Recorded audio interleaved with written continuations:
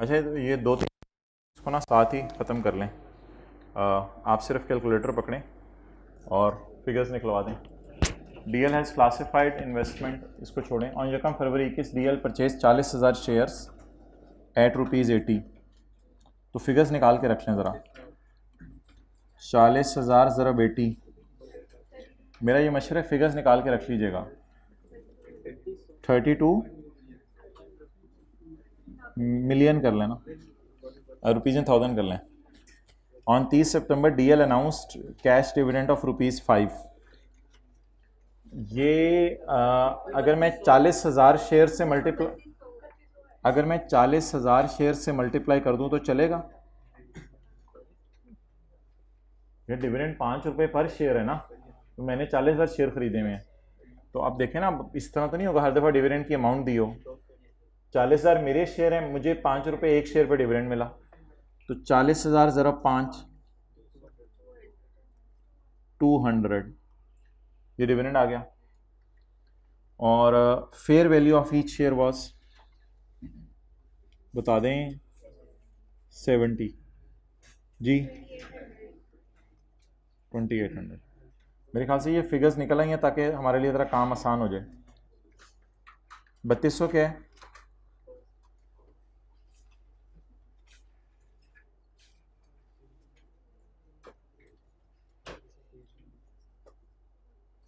अच्छा जी, अब मैं आपके सामने दो टी अकाउंट पहले बना दूं।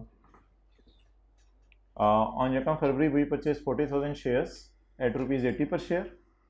15% तो शेयर होल्डिंग है ना, यानी हमारी ना सब्सिडरी है ना एसोसिएट है। On 30 September we receive ₹5 dividend, 5 ज़रब 40,000 200, and at year end fair value 40,000 ज़रब 70 2800। ये 2.4 का भी कुछ कर रहे हैं, साथ ही कर लेंगे, खैर। अच्छा जी, कैसे अकाउंट फॉर किए? Investment associate using equity method. तो ये रॉन्ग वर्किंग कर रहा हूं मैं। ये working 7 point, investment in associate, इसको ट्रीट कर लिया investment in associate as an equity method जी। कॉस्ट ऊपर अवेलेबल है 3200। पोस्ट पैट, हाँ ना, 2400। फरवरी, मार्च, अप्रैल, मई, जून, जुलाई, अगस्त, सितंबर, अक्टूबर, नवंबर, दिसंबर। जादू वो जो सड़ चल के बोले, वो क्या जो पाँव पाँव में घूमता रहे। 2400 ज़रब ज़रब नहीं नहीं, ज़रब 11, ज़रब 7-7%। यार ये मुझे पता है ये अकाउंटिंग नहीं होनी चाहिए थी, लेकिन उसने कर दी है ना, मैं क्या करूं अब। 7-7% उसने लगाई होगी। He has treated it as an equity accounting जी। 330 जी। डिविडेंड, ना ना ना ना ना ना ना ना ना यार, 200 का 15% नहीं माय डियर। असल में ना 40,000 शेयर हमने उसके खरीदे हैं ना, तो 40,000 जरा ₹5 फिर हमारा ही डिविडेंड आ जाएगा। 7-7% क्या लगाऊं, ये तो मेरा ही डिविडेंड है ना, पूरी कंपनी का डिविडेंड तो नहीं है ना ये। अगर पूरी कंपनी का डिविडेंड होता तो मैं 7-7% लगाता। कैरी डाउन 3033 नहीं होगा जी, 33330। अच्छा जी, that is investment in associate, but I need it at investment through P&L, investment in shares. Okay. IFRS 9 cash 3200, fair value 400 का लॉस।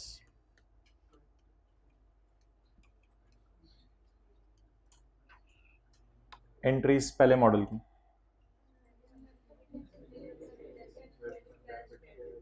इन्वेस्टमेंट डेबिट, ये इक्विटी अकाउंटिंग गलत वाली, excellent, investment debit, P and L credit.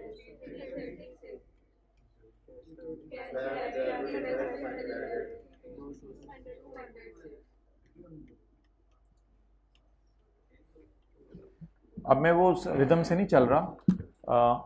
ये 3 entries, यार हाथ धुन दिया है।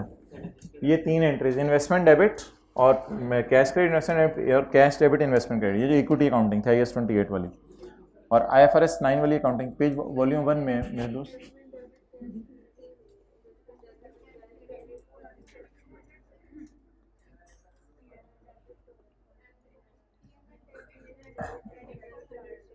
चलें ठीक है, पहले पी एंड एल जो मर्जी कर लें, मैं लॉस बुक कर लें, चलें।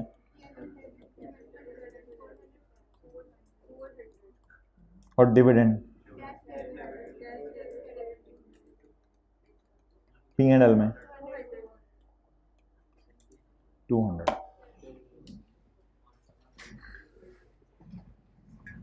एक मिनट, फिर मुझे सवाल लिख लेने दो। Past paper question 5 IFRS 9।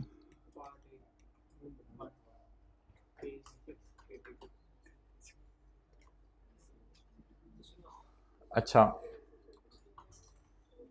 My question remains there कि अनएडजस्टेड फिगर्स को सही कैसे करूं।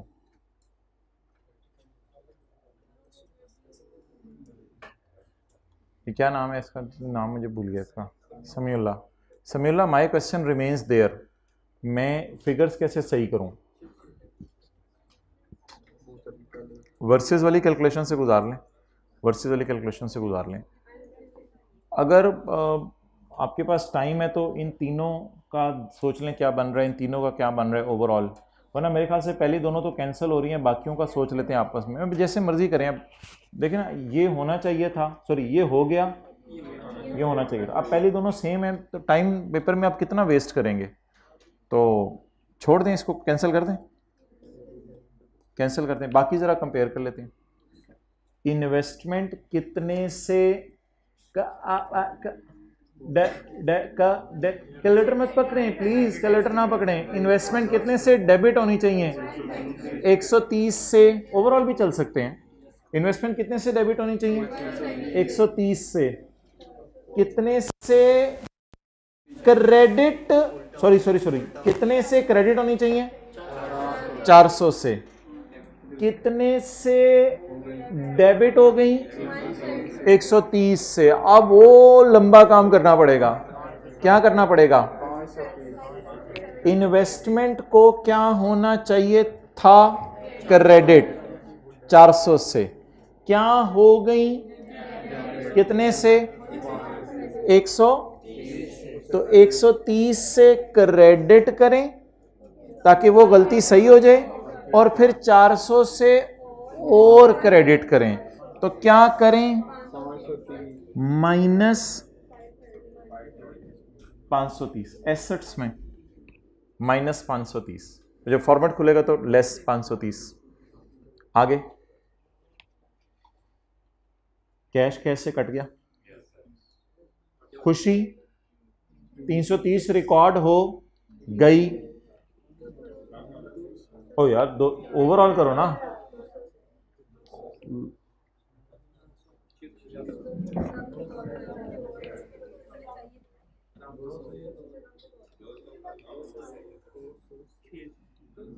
गाम 200 का, गाम 200 का, ये फेयर वैल्यू लॉस है, ये डिविडेंड इनकम है। गाम 200 का होना चाहिए, हो गया खुशी जो सही से आ रहा है। गम कितना होना चाहिए रिकॉर्ड, 200 का, हमने उल्टा खुशी रिकॉर्ड कर ली, कितने की, 330 की। अब क्या करें, 530 का गम रिकॉर्ड कर लें, minus 530। Rectifying entry asset credit और खर्चा डेबिट, कुछ इस किस्म की रेक्टिफाइंग एंट्री अगर बने तो हमने बस वर्सेस वाली कैलकुलेशन के बाद इफेक्ट दिखाना होता है। तो ये तो पूरा ही सोल्यूशन आ गया इस पे। हाँ, माइनस 530 माइनस 530। एंट्रीज एक दफ़ा रिपीट कर देते हैं। एंट्रीज में ऐसे तरीके से रिपीट करता हूं जिस तरीके से आप कहें ओ अच्छा।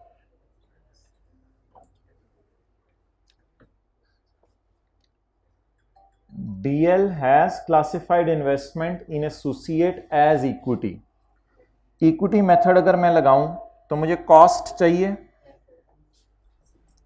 मुझे प्रॉफिट चाहिए। वर्किंग 7 का न्यू वर्जन यस और नो करें। इक्विटी मेथड लगाऊं, कॉस्ट चाहिए, पोस्ट पैट चाहिए, डिविडेंड चाहिए, बस खत्म। 3200 2.4 इंटू 11/12 इंटू 15%। फिर कैसे? जैसे अच्छा एडजस्टमेंट्स पोस्ट करने को कह रही हैं। एडजस्टमेंट्स वो अलग बात है, वो आप लोगों ने खुद ही करना है, जितने बड़े हो गए हैं। अच्छा, तो इन 3 चीज़ों को कंसिडर करने, क्योंकि कौन सा मेथड है?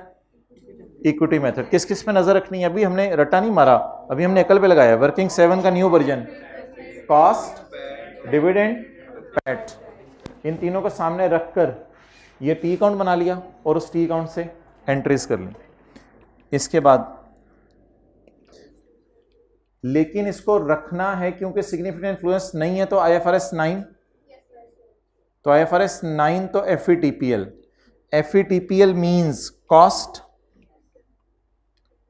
डिविडेंड, फेयर वैल्यू, प्रॉफिट नहीं, कॉस्ट, डिविडेंड, फेयर वैल्यू। अब ये कर लेने के बाद एंट्रीज जब कर ली, तो एंट्रीज करने के बाद इन्वेस्टमेंट डेबिट हो गई है 130 से,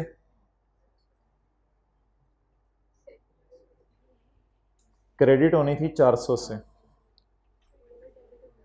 तो क्रेडिट कर दें 500। खुशी बुक की है 330 की, गम होना चाहिए था 200 का, तो गम भी बुक करें, खुशी भी रिवर्स करें।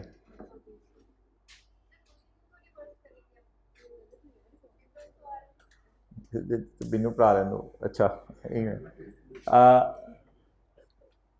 ओवरऑल खुशी कितनी बुक हुई?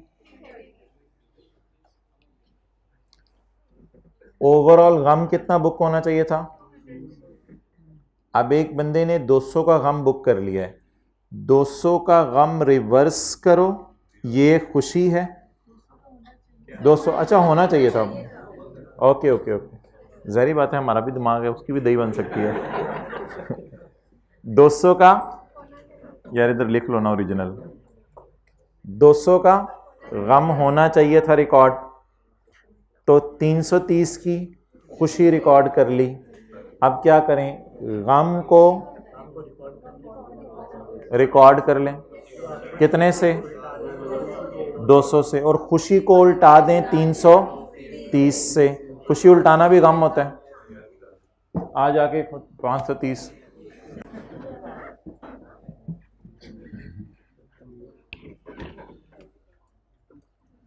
तो मैंने जो कंपैरिजन से गुजारा है वो इन चीज़ों को गुजारा है, और फिर मैंने कंपैरिजन से इन चीज़ों को गुजारा है। हाँ, अब पिक ले लें।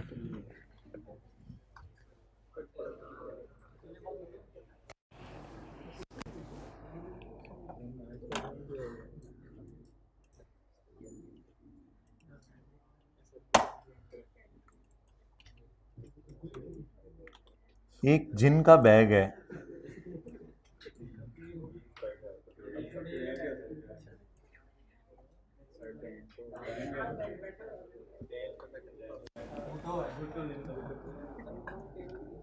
पूरी क्लास में कोई नहीं है, ये है एक,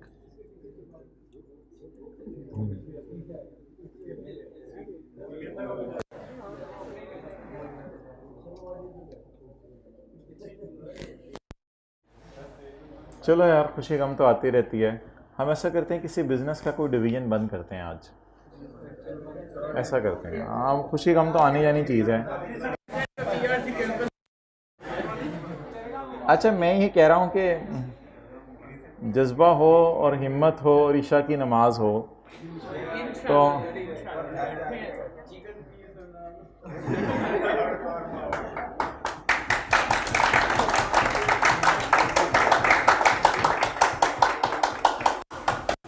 यार ये इतनी खुश्क चीज़ें कैसे खाई जाती हैं आपसे?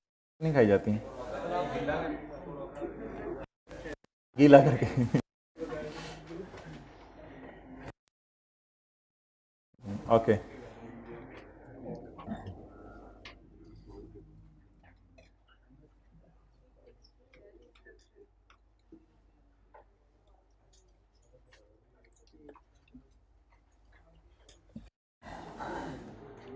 पेज 375 क्वेश्चन 8 का सी। पेज 375 क्वेश्चन 8 का सी। 375 सर, ये लैट अपनी अंदर कर उसके लैट ये होती है ये जो यहाँ पे आई हुई है ना, इसको अंदर कट होती है। चल बैलेंस हो गया। अच्छा, page 375 year and 31 December 2014। In October 2014 ZL decided to relocate its production unit from Sakhar to Karachi. हाँ पता नहीं अब क्या वो।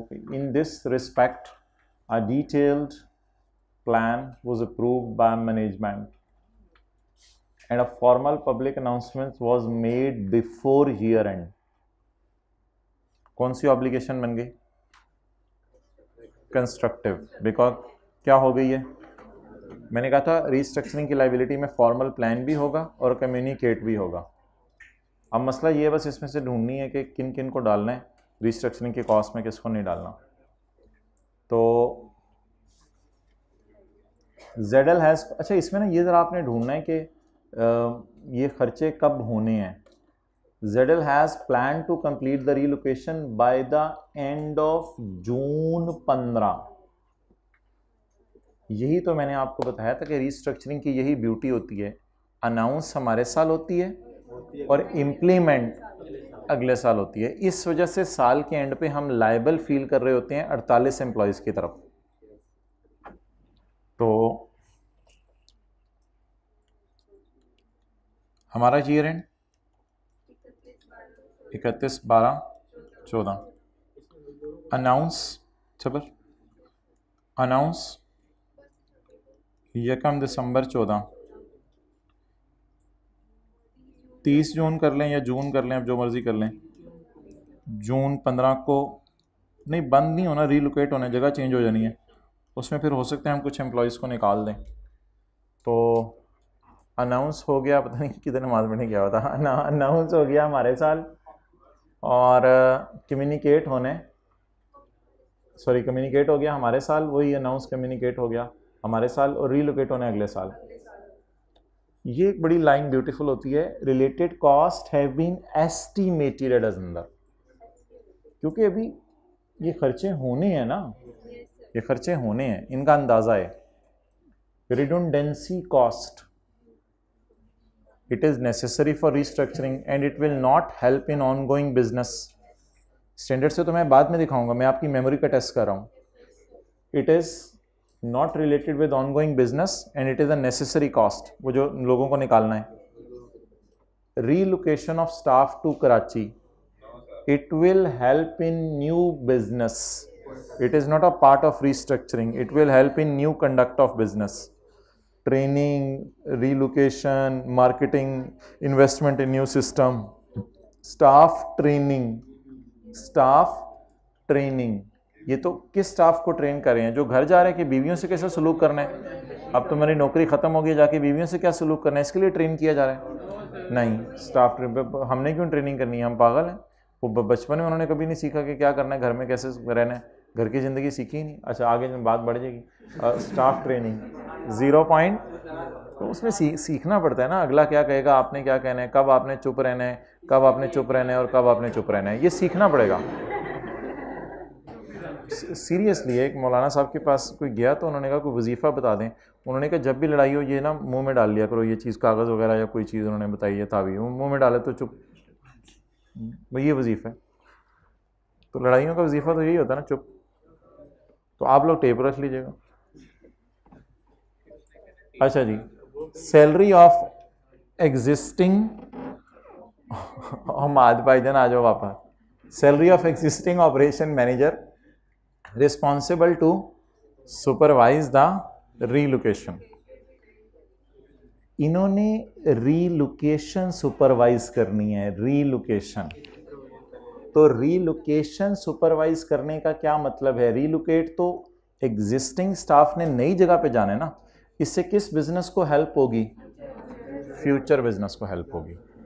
तो अब रीस्ट्रक्चरिंग की जो प्रोविजन बनेगी, एक्सपेंस डेबिट प्रोविजन क्रेडिट 3.58।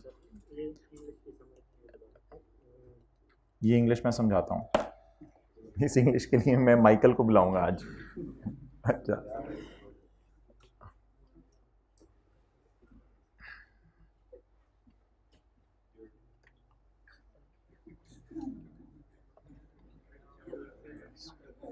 अच्छा,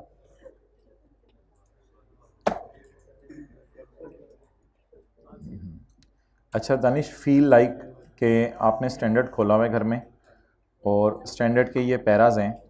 अब आप हजरात लिखना शुरू करें। A constructive obligation to restructure arises, feel like in paper, a constructive obligation to restructure arises. Para 72 ये स्टैंडर्ड का है यार। ये तो पैरा छोड़ो ना, आप सवाल ही खोली रखो। ये पेज 323 है।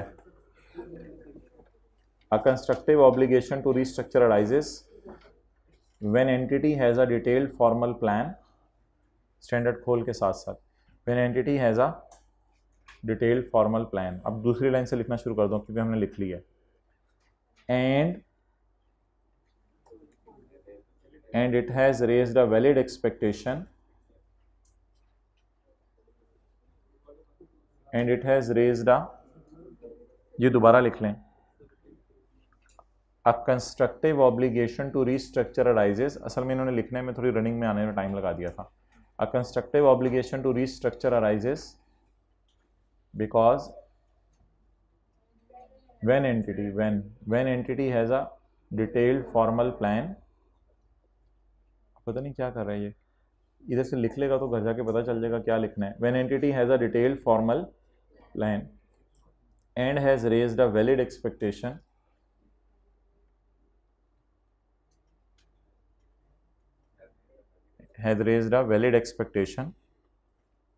ऐसे कर रहे हो जैसे मैं अरबी ज़बान में बात कर रहा हूँ। By announcing its main features, by announcing its main features.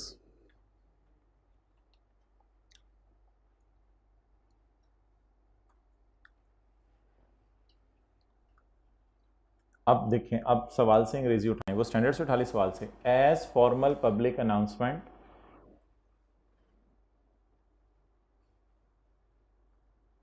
as formal public announcement was made on 1 December 2014,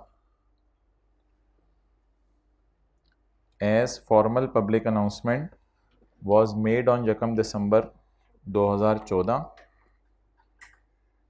that is before year end, that is before year end,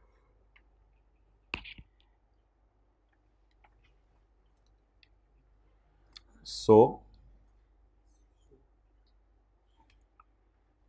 we will record provision relating to restructuring, so we will record, ये provision record की जाएगी, so we will record provision relating to restructuring।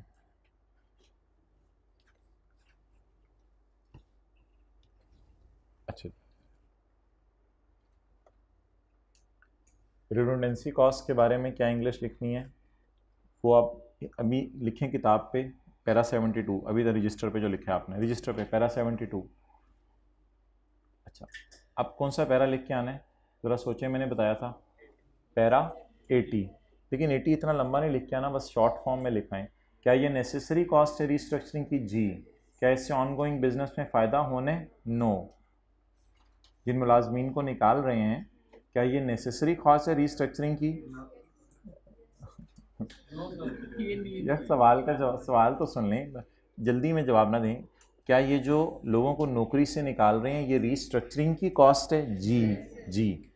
क्या ये ongoing business को help करेगी? No. लिखें, a restructuring provision shall include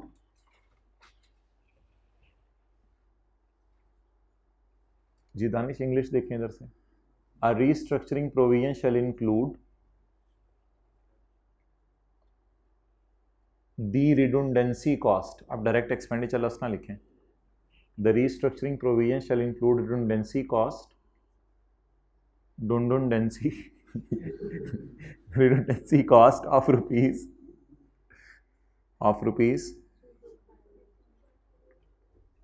अब एक है दूसरी लाइन नहीं लिखता, पहली लाइन ही लिख देता आमतौर पे, as it is a necessary cost, as it is a necessary cost, para 80। Detail में भी लिख सकते हैं, not associated with ongoing activities, लेकिन अगले पेपर की भी तैयारी करनी होती है। अच्छा, अब अल्फाज ढूंढें। Relocation, relocation of staff. अच्छा, रीलोकेट स्टाफ ऐसे ही हो जाता होगा या किसी मैनेजर को उन्हें समझाना पड़ता होगा कि किस किस ने कहाँ कहाँ जाना है वहाँ? तो ये अब ये दोनों ना एक ही तीर में रगड़ दें इनको, 6.45 और 1.20। अच्छा, तो कहाँ से पता चला? ये वाज़ेह स्टैंडर्ड में लिखा हुआ है। क्या लफ्ज़ लिखा हुआ है जी? रीलोकेशन का। लिखें जी यहाँ से उठा के। हाउएवर, पैरा 81 अब मैं लिखवा रहा हूँ। However restructuring provision does not include, ना यार उससे ना देखना, ये मैं यहां से दिखा रहा हूं। A restructuring provision does not include cost of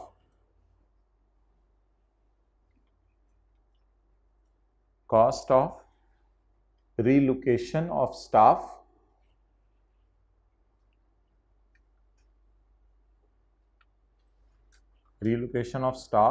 to Karachi of rupees 6.45 does not include the cost of relocation of staff to Karachi of 6.45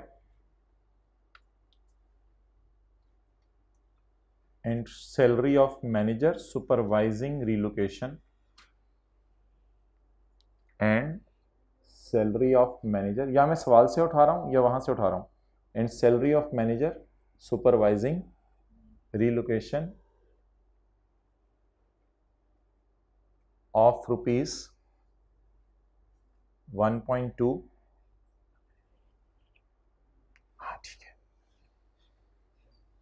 और इधर ही रहो दानिश, ट्रेनिंग भी ढूंढो इधर कहीं, रीट्रेनिंग मिल गया, training and training cost of 0.86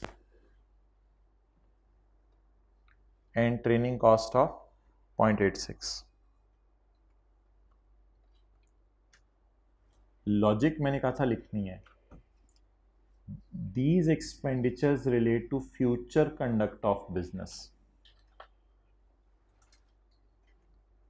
These expenditure, ये जो तीनों आप जिक्र किए हैं इकट्ठे ही, These expenditure relate to future conduct of business. These expenditures relate to future conduct of business. इतनी भी स्पीड तेज नहीं है कि आप लोग इधर उधर देख रहे हैं। And are not liabilities of restructuring.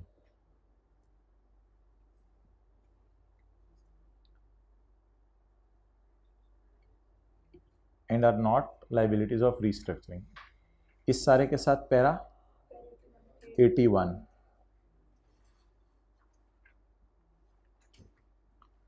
अच्छा, अब बात को ना कंक्लूड करें। 5 बातें, कितनी बातें? 5। अनाउंसमेंट वगैरह हो गई तो ये लिखना है, इधर देखो ना, रिडंडेंसी वगैरह के लिए ये वाला पैरा, तीसरा इनके लिए ये वाला पैरा, फ्यूचर ऑपरेटिंग लॉसेस के लिए ये वाला पैरा, अनलेस वो ऑनरेस्ट कॉन्ट्रैक्ट हो जाए, वो और बात है।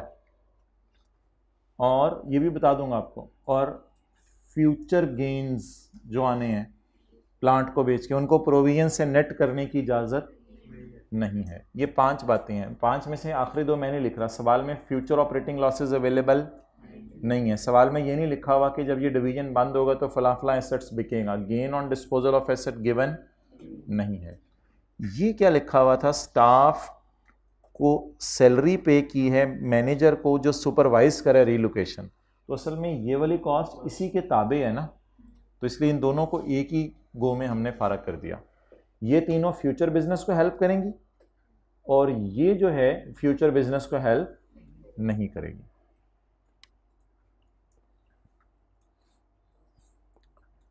जी बिल्कुल। क्वेश्चन 12 का 2, क्वेश्चन 12 का 2 हम तो बड़ा इंटरेस्ट लेते थे कि अच्छा चलो अब वैलिड एक्सपेक्टेशन तो ये होती है कि जब आप अनाउंस कर देना फॉर्मली तो अगले के दिल में उम्मीद पैदा हो जाती है, अनलेस के किसी सवाल में वाजे कह दे कि अगले के दिलों में उम्मीद पैदा नहीं हुई। आज तक किसी सवाल में उसने कहा नहीं, ऐसा कभी होगा तो कहेगा, वरना अनाउंसमेंट विल बी इम्प्लाइड कि अगले के दिल में उम्मीद क्रिएट होगी, क्योंकि दुनिया में हम सारे लोग सच्चे समझते हैं। हाँ पिछली रो में जा रहे हैं, आखिरी रो में लेटने, वापस आ रहे हो? अच्छा मैं क्या जा रहे हैं, हमारा जी एंड 31 दिसंबर है। Support your answer in the light of खालू जी के ऑर्डिनेंस। खालू नहीं बोलो, ट्राई करो, खालू बोलो, खालू खालू। ऑन 20 दिसंबर 2011, 20 दिसंबर 2011 को बोर्ड ऑफ डायरेक्टर्स, वेले बोर्ड ऑफ डायरेक्टर, और कुछ करना नहीं होता, इधर आ जाते हैं IAS 37 में। Board of director decided to close, कोई चंगी गल ना सोचा, board of director decided to close down the division which imports and sells the mobile phones. This decision was made public in हमारा साल, अल्लाहु अकबर, this decision was made public in हमारा साल। तो वो जो पहला पैरा, अनाउंसमेंट फॉर्मल हो गई, इसका मतलब है वैलिड एक्सपेक्टेशन क्रिएट हो गई। ताहम, तातुमनी, ताहम, ताहम the business was actually closed on अगला साल। वही सारी कहानी कि अनाउंस कब हुआ और क्लोज अगला साल है जनवरी और फरवरी। जी फरवरी। Net cost incurred in connection with the closure of division virus. Rashid net लिखिया दे वेख के चलेंगे, चल चुप, पहले अच्छे सादा सादा काम तो नहीं डरा देना, नहीं फिर भी नेट लिखिया दे यार, देख ले यार। और पाइजन पहले सादा सादा चीज़ें तो रिडंडेंसी कॉस्ट, बिल्कुल वो वाला पैरा स्टैंडर्ड खोल के। स्टाफ यहाँ फारग ही है, staff training, operating loss from यकम जुलाई टू क्लोजर ऑफ डिवीजन। भाईजान आई कैप ने सही जो है वो रख के चपेट मारी है, उसने 8 महीने का ऑपरेटिंग लॉस दे दिया है, उसमें 8 महीने का ऑपरेटिंग लॉस दिया और कहता है इसमें से कड्डो फ्यूचर वाला, अगर निकाल सकते हो तो निकाल लो इसमें से। इग्नोर कहां करेंगे मेरे भाई, खुदा दा खौफ कर, में बैठे बैठे उठ जाना है। ऑपरेटिंग लॉस फ्रॉम यकम जुलाई टू 29 फरवरी, मुझे इसमें से फ्यूचर ऑपरेटिंग लॉस अलग निकाल के दें। एक्सेलेंट, जनवरी और फरवरी वाला हमने इग्नोर कौन सा, यार हमारे साल का लॉस तो रिकॉर्ड होना ही होने, और हमारे साल का लॉस असल में ना कैपिटल को जाके कम करता है, रिटेन्ड लॉस उसे कहते हैं। पैट की जगह लॉस आ जाता है तो वो आरई को कम कर देता है। हमारे साल का लॉस तो ऑटोमेटिकली रिकॉर्ड हो जाएगा, उसकी डिस्कशन ही नहीं करनी।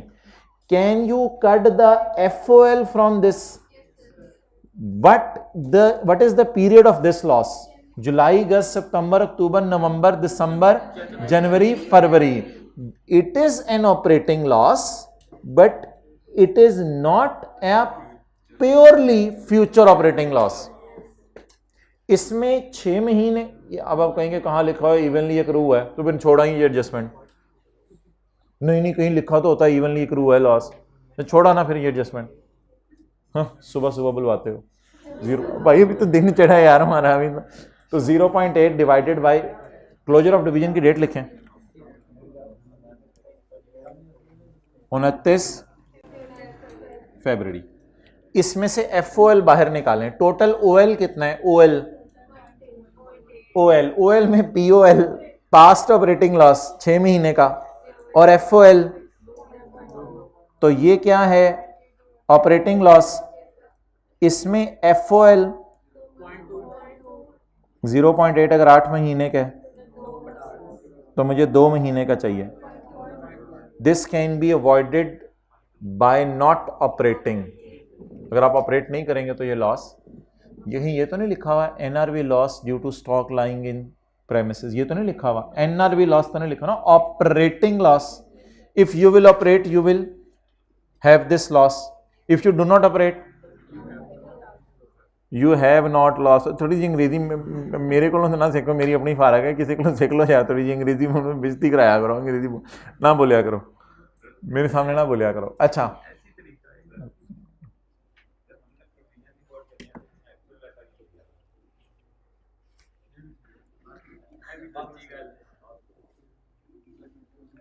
भाई अब वो कह रहे कि एक कॉस्ट या एक लॉस हमारे साल के 6 महीने का भी दे रहा है, अब मैं उसे क्या कहूँ कि नहीं कड़ीच ये क्यों कर रहा है तू, अब वो मुझे दे रहा है लॉस 8 महीने का, मैं अब क्या करूँ उसके, लड़ तो नहीं सकता, यानी कि जो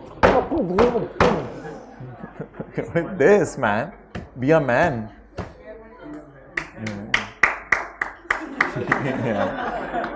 अच्छा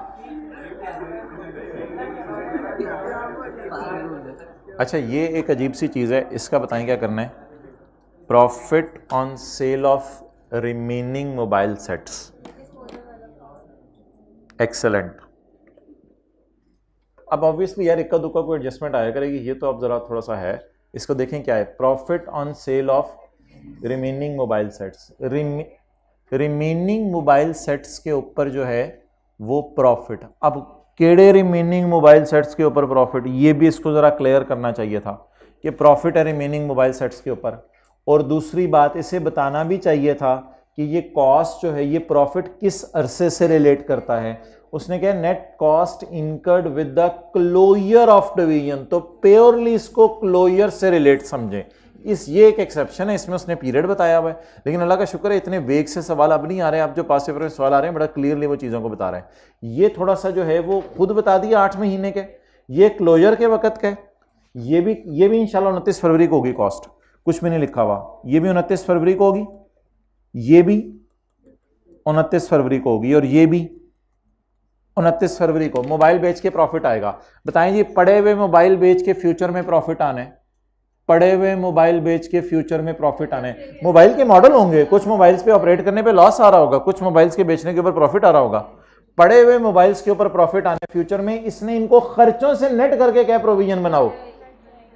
तो मैंने कहा था जब आप प्रोविजन बना रहे हो तो फ्यूचर में मशीनरी भी बेचेंगे, फ्यूचर में लैंड बिल्डिंग भी बेचेंगे, फ्यूचर में पड़ी हुई इन्वेंट्री रिमेनिंग पड़ी हुई इन्वेंट्री भी बेचेंगे।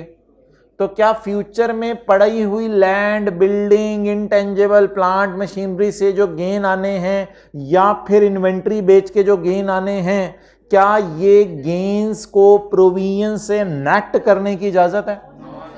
तो इस पे वो आखिरी वाला पैरा हम लगा के आएंगे। ये सवाल ज्यादा अच्छा है, इसने चारों पैराज भी लगवाए और वो 5वीं बात भी लगवाई।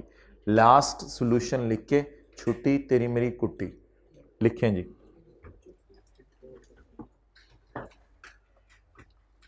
तो थोड़ी सी एक नई चीज थी प्रॉफिट ऑफ मोबाइल, बाकी इंशाल्लाह आसान था। ज़ाहिर बात है कोई इक्का दुक्का चीज तो वो डालता है अब।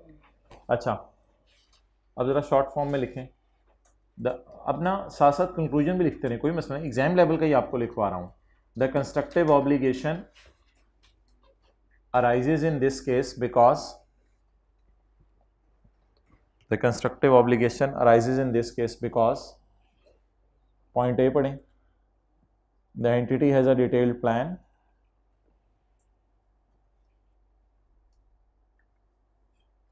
and because the entity has a detailed plan and valid expectation भी छोड़ें आप, आई कैप नहीं लिखता इतनी, and it has announced it जरा सवाल में से चाती मारें, before year end, it has announced it before year end, that is on 29 December, it has announced it before year end, that is on 29 December 2011।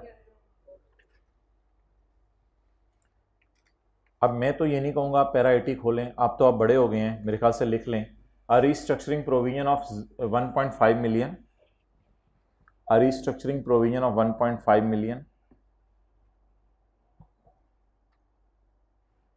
will be recorded of redundancy costs, will be recorded of redundancy costs। थोड़ा सा professional touch दे दें, as these are necessary cost of restructuring, as these are necessary cost of restructuring, para 80।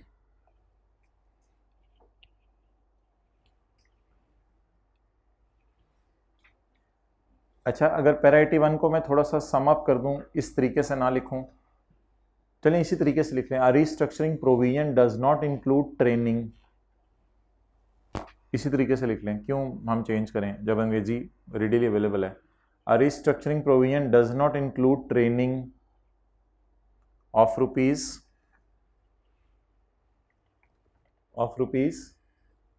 0.15 as they relate to future conduct of business, as they relate देखो ना भाई, यहां से पढ़ो, a restructuring provision does not include training, उसके बाद ये लिख दो, as they relate to future conduct of business.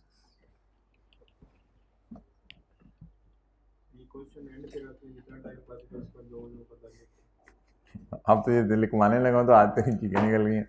नहीं सर, हाँ ठीक है, कर सकते हैं आइडेंटिफिएबल, लेकिन टाइम उतना बचाना है इसके लिए, इजी है सवाल। लिखते रहे तो फिर बात आइडेंटिफिएबल, फिर मैं शॉर्ट कर लो, फिर restructuring provision will not include training because its relate to future business, इतना सा तो फिर शॉर्ट कर लेना। फिर पहले आप मुझे कल मुझे तो कान में कहते रहे स्टैंडर्ड खोल के साथ साथ लिखवाएं, स्टैंडर्ड खोल के आओ, मैं लिखवाने लगा थे, ऑन कह रहे नहीं वापस आओ। तो identifiable future operating losses, identifiable future operating losses of January and February, identifiable future operating losses of January and February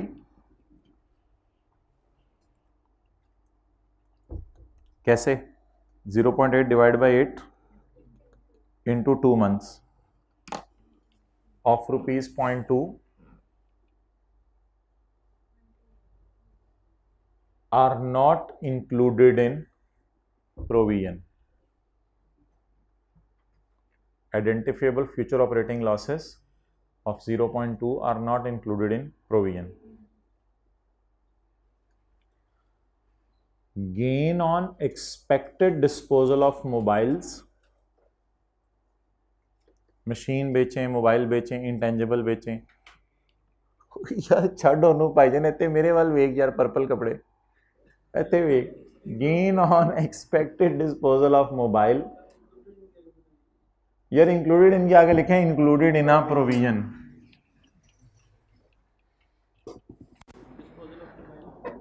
इसे कहते हैं चमचा feeding. Gain on expected disposal of mobiles are not taken into account in measuring. आप लोग ना कुछ भी ना करें, आप लिखें GAINS on THE on expected disposal, आप मोबाइल भी ना लिखें, ऑफ एसेट्स, आप बस ये लिख दें अब ये लिखिएगा, are not taken into account in measuring, नहीं अब थोड़ा सा तो मैं शॉर्ट कराने दो, in measuring a provision that is rupees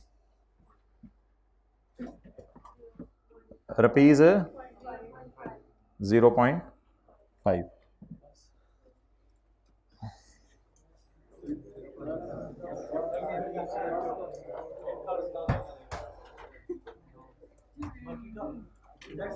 क्या करेंगे, चलें इंशाल्लाह मंडे को मिलते हैं 2 दफ़ा। अस्सलाम वालेकुम। ये पार्ट सी बनाया है या B2 बना दिया है? B2 चलें ठीक है। ओ यार ठीक है, आप ज़रा पॉज कर दो, मैं होमवर्क देख लूँ। मैं होमवर्क इसमें साथ ही बता देता हूँ, इन लोगों को जाने दो, इनको मैं व्हाट्सएप पे भेज दूँगा। ठीक है जी, एक फिर छोटा सा सवाल होमवर्क में ले लें, वो स्टडी टेक्स्ट का क्वेश्चन नंबर 2, पेज नंबर कौन सा है? 399, बस 399 पेज क्वेश्चन 2, बस 10-15 मिनट लगेंगे। 399 क्वेश्चन नंबर 2, क्वेश्चन नंबर 2।